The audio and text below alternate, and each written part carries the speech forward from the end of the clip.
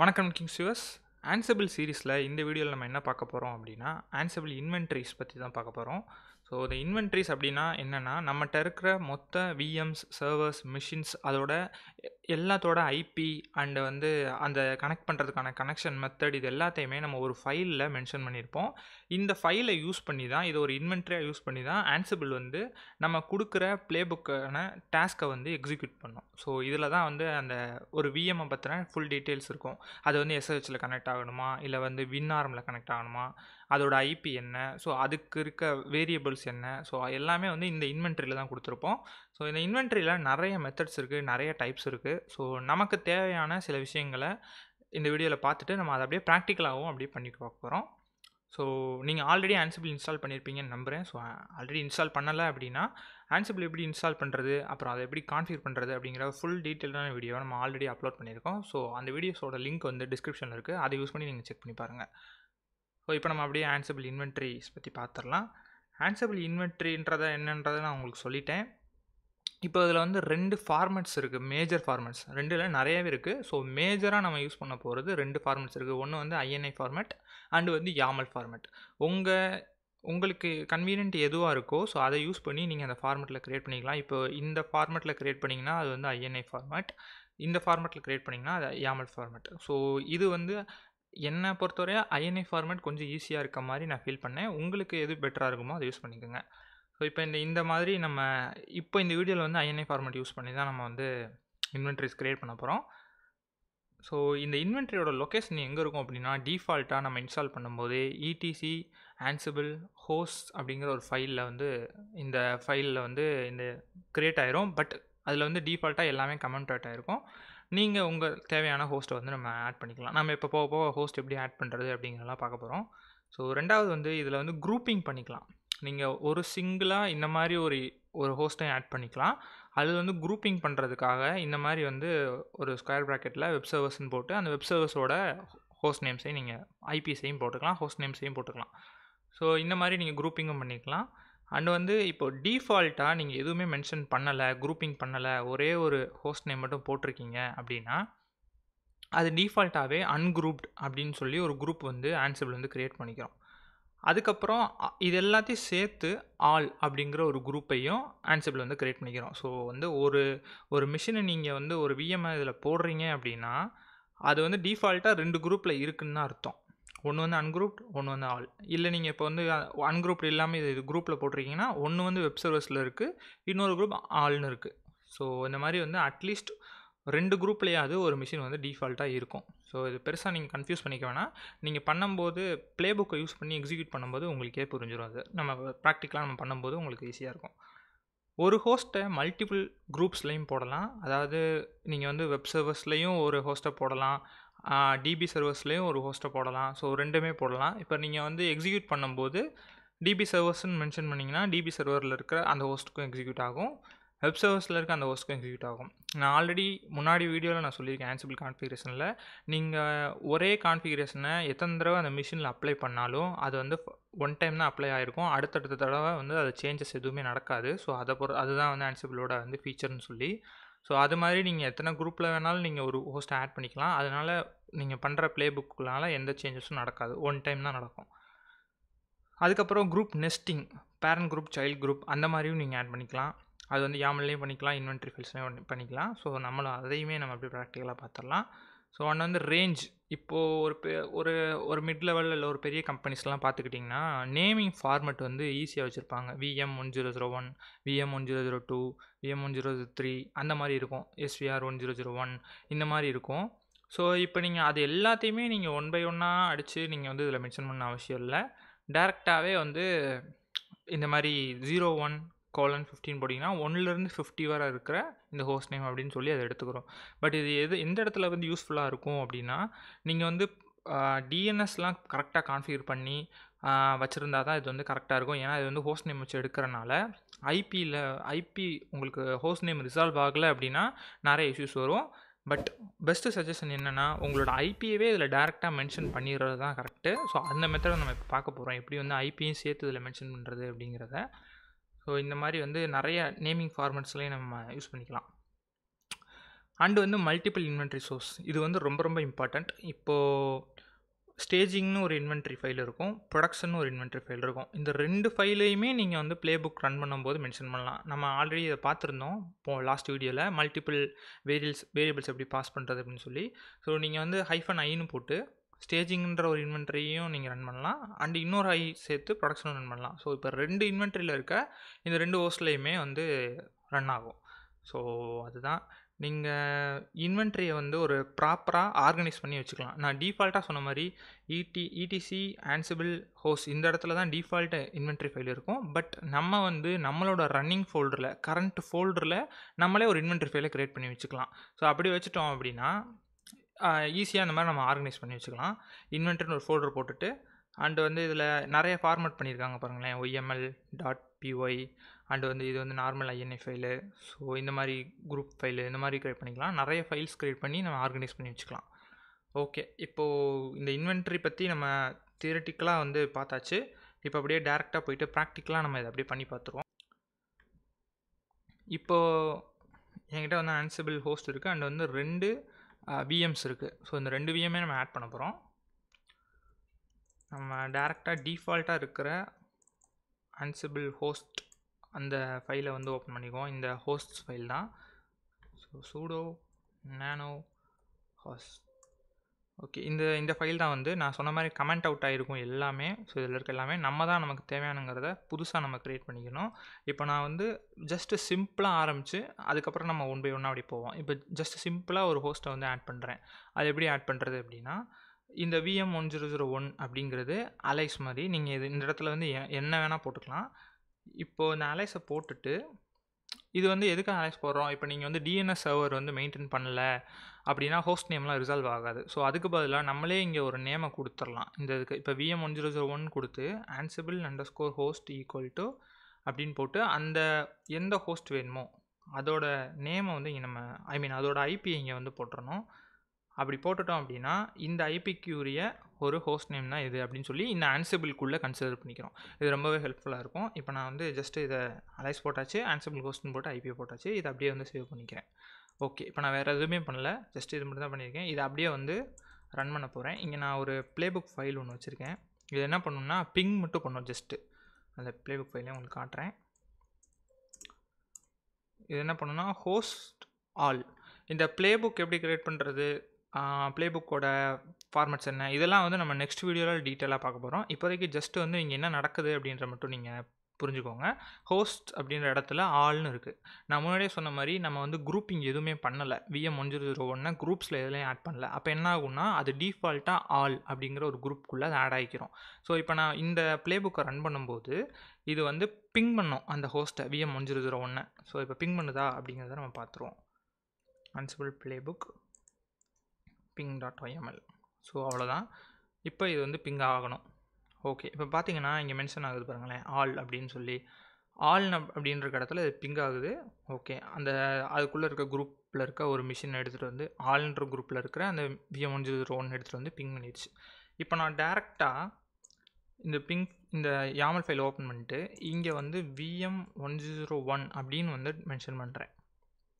அந்த ஹோஸ்ட் நேமையே டேரெக்டாக மென்ஷன் பண்ணுறேன். பட் இப்படி நீங்கள் டேரெக்டாக வந்து YAML ஃபைலில் மென்ஷன் பண்ணக்கூடாது. அதுக்கு ஒரு மெத்தட் இருக்குது, நம்ம அதை காட்டுறேன் உங்களுக்கு எப்படி பண்ணுறது அப்படிங்கிறத. ஸோ இப்போ நான் போய்ட்டு ரன் பண்ணேன்னா எனக்கு இங்கே டேரெக்டாக ப்ளேவை குரூப்பில் ஆல்ன்ற குரூப்பில் இல்லாமல் VM1001 ரன் பண்ணிடுச்சு. ஓகேங்களா? ஸோ இப்போ வந்து டிஃபால்ட் ஃபைல், அதாவது இடிசிக்குள்ளே இருக்க அந்த ஹோஸ்ட் ஃபைலை வச்சு தான் இதை ரன் பண்ணிக்கிட்டு இருக்கு. இப்போ நான் என்ன பண்ண போகிறேன்னா மாற்ற போகிறேன். இப்போ எனக்கு இந்த Ansible ஃபைல்ஸ் அப்படிங்கிற இருக்கிற இடத்துல நானே ஒரு இன்வென்ட்ரி ஃபைலை க்ரியேட் பண்ணிக்க போகிறேன். ஸோ ஒன்றும் இல்லை, நீங்கள் ஜஸ்ட்டு வந்து நேனோ போட்டு இன்வென்ட்ரி அப்படின்னு நீங்களே ஒன்று ஜஸ்ட்டு க்ரியேட் பண்ணிக்கலாம். ஸோ இப்போ இதில் போயிட்டு நான் VM1001 Ansible host = 10.34.10. இப்போ ஒரு டிஃப்ரென்ஷியேட் காட்டணும் அப்படின்றதுக்காண்டி நீங்கள் என்ன பண்ணுறேன்னா இந்த VM1001 ஒரு குரூப்பில் ஆட் பண்ணுறேன். ஸோ இந்த குரூப்பில் வந்து வெப் சர்வர்ஸ் அப்படின்னு சொல்லி போடுறேன். ஓகேங்களா? ஸோ இப்போ நான் போயிட்டு அந்த YAML ஃபைலில் வெப் சர்வர்ஸ் அப்படின்னு நான் மென்ஷன் பண்ணுறேன். இப்போ நான் அந்த YAML ஃபைலை வந்து ரன் பண்ணுறதுக்கு முன்னாடி இங்கே வந்து நான் இன்வென்ட்ரி ஃபைலை மென்ஷன் பண்ணணும். ஸோ -i போட்டு இங்கே என் கரண்ட் ஃபோல்டரில் இருக்க இந்த இன்வென்ட்ரி ஃபைலை வந்து மென்ஷன் பண்ணியிருக்கேன். ஸோ அப்படி பண்ணும்போது இப்போ பார்த்தீங்கன்னா வெப் சர்வர்ஸ்ன்றது நம்ம இன்வென்ட்ரியில் இருக்குது. அதை யூஸ் பண்ணி இந்த கரண்ட் ஃபைலில் இருக்கிற இதை எடுத்து பிங் பண்ணிடுச்சு. ஸோ இப்போ பிங் ஆகுது. இப்போ நான் என்ன பண்ண போகிறேன்னா, ரெண்டாவதாக ஒரு ஹோஸ்ட் வந்து ஒன்று ஆட் பண்ண போகிறேன். ஸோ VM1002ன்னு ஒரு ஹோஸ்ட் நான் வச்சுருக்கேன். அதை நான் ஆட் பண்ண போகிறேன். பட் நான் அதை உங்களுக்கு நான் பண்ணியே காட்டுறேன். அப்படி செக் பண்ணி காட்டுறேன். இதை நான் வந்து DB சர்வர்ஸ் அப்படின்ற ஒரு குரூப்புக்குள்ளே இதை ஆட் பண்ணுறேன். 1002 Ansible host equal to okay, இதுதான் அந்த VM1002ஓட IP போட்டாச்சு. ஸோ இப்போ நான் பண்ணால் எனக்கு அந்த ஹோஸ்ட் வந்து பிங் ஆகாது.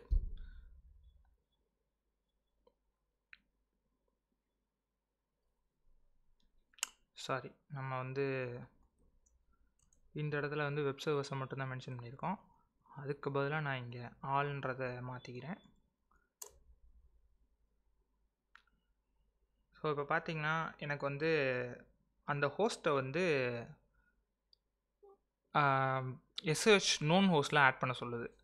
ஏன் அப்படின்னா, நம்ம முன்னாடியே வந்து சொன்ன மாதிரி Ansible வந்து SSH யூஸ் பண்ணி தான் வந்து நம்மளோட அந்த கனெக்ஷன்ஸ் எல்லாத்தையுமே, அந்த டாஸ்க் எல்லாத்தையுமே ரன் பண்ணணும்.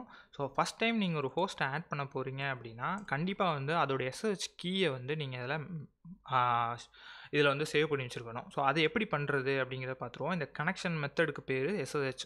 ஸோ இங்கே வந்து SSH-copy ID அப்படின்ற கமெண்டை போட்டுட்டு, அந்த நீங்கள் எதை காப்பி பண்ண போகிறீங்களோ, அதாவது எந்த மிஷினை இந்த Ansible ஹோஸ்ட்டோட கான்ஃபிகர் பண்ண போகிறீங்களோ அந்த டார்கெட் மிஷினோட IP இங்கே வந்து 10.53. ஜஸ்ட் ஒரு இது கீ எக்ஸ்சேஞ்ச் மாதிரி தான். இந்த மாதிரி பண்ணணும். So yes, okay. இப்போ வந்து எனக்கு பாஸ்வேர்ட் கேட்குது. இந்த மாதிரி ஃபஸ்ட் டைம் மட்டும் உங்களுக்கு பாஸ்வேர்டு கேட்கும். அப்போ நீங்கள் அந்த மிஷினோட பாஸ்வேர்டை நீங்கள் கொடுத்துடணும். ஸோ ஒன்ஸ் பாஸ்வேர்டு கொடுத்துட்டீங்க அப்படின்னா, நீங்கள் இதை அப்படியே SSH எடுத்து பாருங்கள்.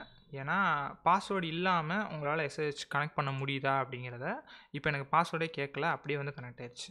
ஸோ இப்படி தான் வந்து ஒர்க் ஆகணும். பாஸ்வேர்டே கேட்காம கனெக்ட் ஆனால் தான் உங்களால் வந்து,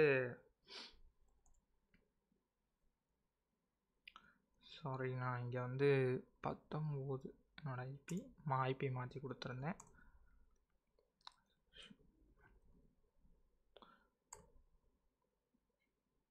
ஸோ இப்போ நம்ம அப்படியே இன்னொரு தடவை செக் பண்ணி பார்த்துடலாம்.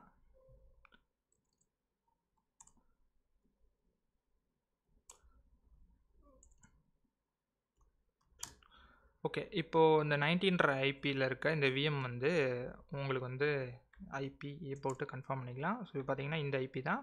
இந்த ஐபியை வந்து பாஸ்வேர்டு கேட்காமே நம்ம கனெக்ட் பண்ணிட்டோம். ஸோ இந்த மாதிரி பாஸ்வேர்டு கேட்காம கனெக்ட் ஆகுதான் நீங்கள் வந்து வெரிஃபை பண்ணிக்கோங்க. அப்போனா தான் Ansibleஆல் டாஸ்க் எல்லாத்தையுமே எக்ஸிக்யூட் பண்ண முடியும்.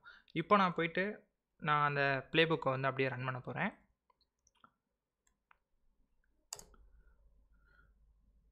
இப்போ ஆல்ன்ற குரூப் வந்து ரன் ஆகி வெப் சர்வர்ஸில் இருக்கிற ஹோஸ்ட்டுக்கும் ரன் ஆகும், DB சர்வர்ஸில் இருக்கிற ஹோஸ்ட்டுக்கும் ரன் ஆகும். ஸோ ரெண்டுமே வந்து பிங் ஆயிடுச்சு. ஸோ நம்ம ஆல்ரெடி வந்து பார்த்துட்டோம், ஹோஸ்ட் அதாவது குரூப் நேமை வந்து ப்ளேபுக்கில் மென்ஷன் பண்ணியிருந்தால் அது மட்டும்தான் ஒர்க் ஆகும் அப்படிங்கிறத. ஓகே, இப்போது நம்ம நெக்ஸ்ட் பார்க்க போகிறது அந்த ஒரு மெத்தட் சொல்லியிருந்தேன் இல்லையா, டேரெக்டாக இந்த YAML ஃபைலில் வந்து நம்ம வந்து எதையும் மென்ஷன் பண்ணக்கூடாது. இந்த இடத்துல வந்து நம்ம எந்த சேஞ்சஸும் பண்ணக்கூடாது.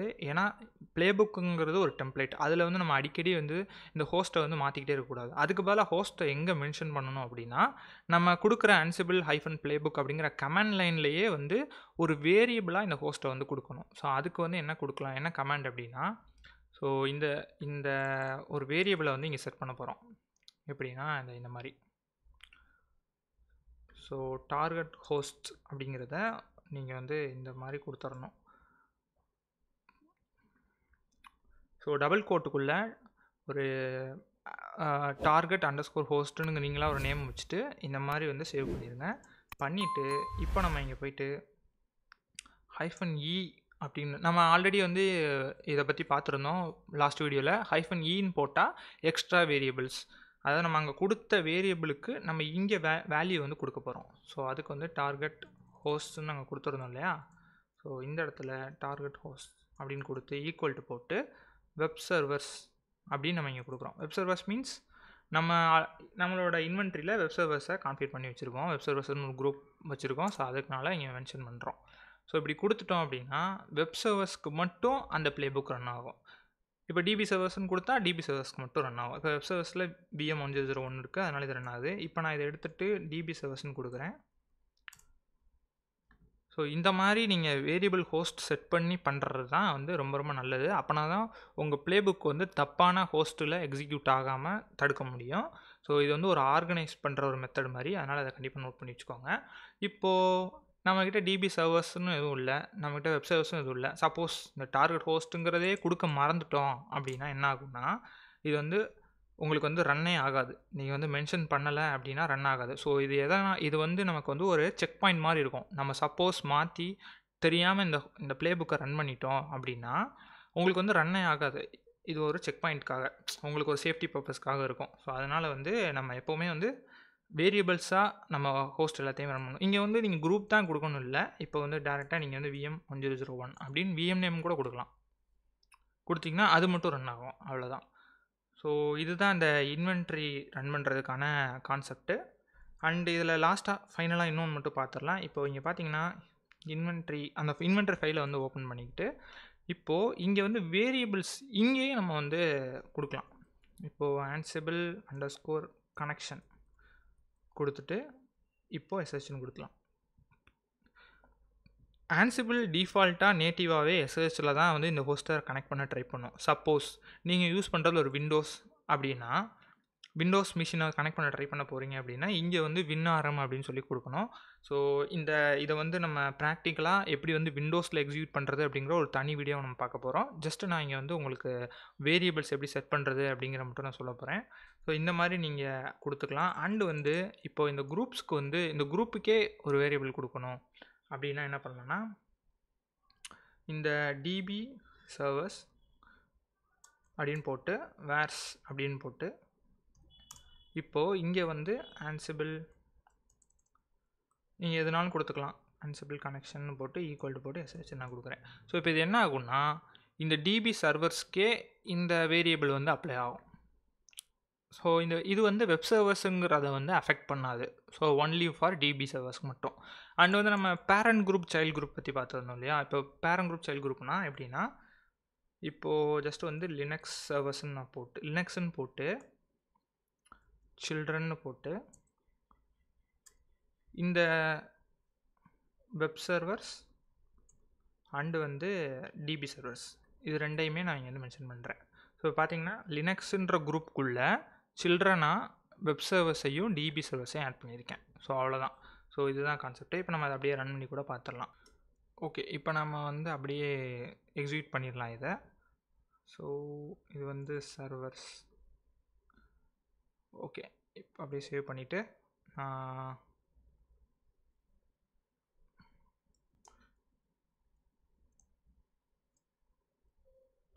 இந்த கமாண்ட் அப்படியே லினக்ஸ்ன்னு இங்கே டார்கெட் ஹோஸ்ட்டில் வச்சுட்டு ரன் பண்ணுறேன்.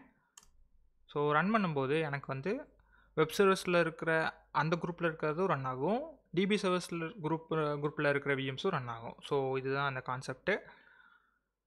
ஓகே, இப்போ நம்ம ஆல்மோஸ்ட் எல்லாத்தையும் வந்து கவர் பண்ணியாச்சு. உங்களுக்கு வேறு ஏதாவது வந்து இந்த இன்வென்ட்ரிஸ் பற்றி டவுட் இருந்தாலோ, இல்லை வந்து Ansible பற்றி டவுட் இருந்தாலோ, இல்லை வேறு ஏதாவது வீடியோஸ் தேவைப்பட்டாலோ நீங்கள் வந்து கமெண்ட் பண்ணுங்கள். அண்ட் வந்து நம்ம முக்கியமாக டிஸ்கார்ட் சேனல் வந்து ஜாயின் பண்ணுங்கள். ஸோ அங்கே உங்களோட வீடியோ டவுட்ஸ் இல்லை வீடியோவில் இருக்க இஷ்யூஸ், உங்களுக்கு ஏதாவது டெக்னிக்கல் இஷ்யூஸ் இருக்குன்னா போஸ்ட் பண்ணுங்கள். அங்கே இருக்கிற கம்யூனிட்டி மெம்பர்ஸ் வந்து உங்களுக்கு கண்டிப்பாக ஹெல்ப் பண்ணுவாங்க. ஸோ உங்கள் இஷ்யூஸை வந்து சீக்கிரமாகவே சால்வ் பண்ணுறதுக்கு ஒரு நல்ல ஆப்ஷன் கிடைக்கும். இந்த வீடியோ உங்களுக்கு பிடிச்சிருந்தா ஷேர் பண்ணுங்கள், சப்ஸ்கிரைப் பண்ணுங்கள் அண்ட் கமெண்ட் பண்ணுங்கள். தேங்க்யூ, தேங்க்ஸ் ஃபார் வாட்சிங்.